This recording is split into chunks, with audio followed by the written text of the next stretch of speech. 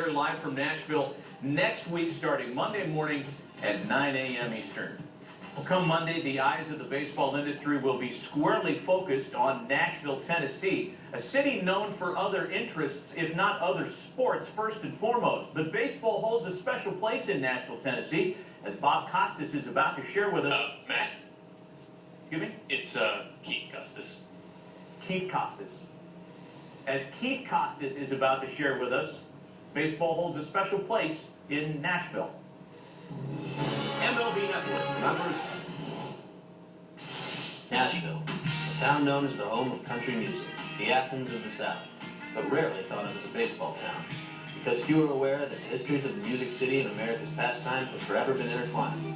Hardball's presence in the area can be traced to the Civil War, where Union soldiers relaxed by playing games in a rec area known as Sulphur Springs Bottom. A stadium was eventually constructed on this site that served as a home to baseball in Nashville for over 100 years, and no shortage of memories.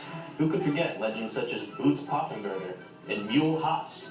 A moonshot launched over the famed ice house beyond the right field wall in 1949 by Carl Swartzky. We couldn't find any video of it, so here's a home run by another Carl.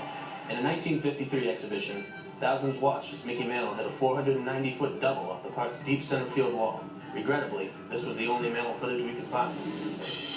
As the years passed, the sport had become such a hit that many of the thriving country music scene stars abandoned the stage for the ballpark. These authentic photos capture some of the greatest country music baseball crossover stories. Before his outlaw phase, a young, clean-cut Waylon Jennings was a well-accomplished slugger for the Nashville Sounds. Hank Williams Sr. spent the better part of a decade as an advanced scout for the team, and when he wasn't turning out #1 hits in the 1970s, Conway Twitty was #1 at the hot corner. Ball players who came through the music city would often fully immerse themselves in the local culture as well. On his way to the big leagues, future Red Chris Sabo was a regular on stage at the bevy of clubs lining Broadway in downtown.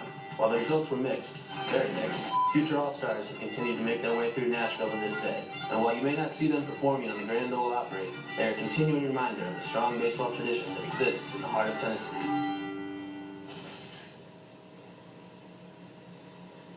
Seriously, Costas? You know what, Beskerson, listen.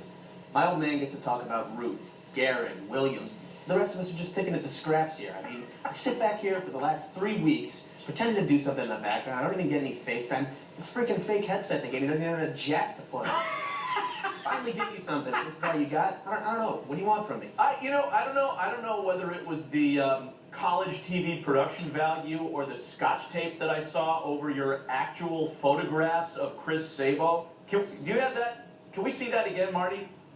I actually really Seriously? I like the Conway Twitty. You can't even Photoshop better than that, Listen, Keith? while you guys were on the West Coast for Thanksgiving, I was up in New Hampshire with award-winning documentarian Ken Burns. I was picking through his archives. Yeah. He produced the Civil War, jazz, baseball, and an authority on all 3 subjects. So, I mean, if you want to question the authenticity of these, you can take it up with him, but I encourage you to do so cautiously. You're standing by the authenticity of that photograph. I Marty, stand can you by put my that photograph up there again? I mean, honestly, I'm no authenticator.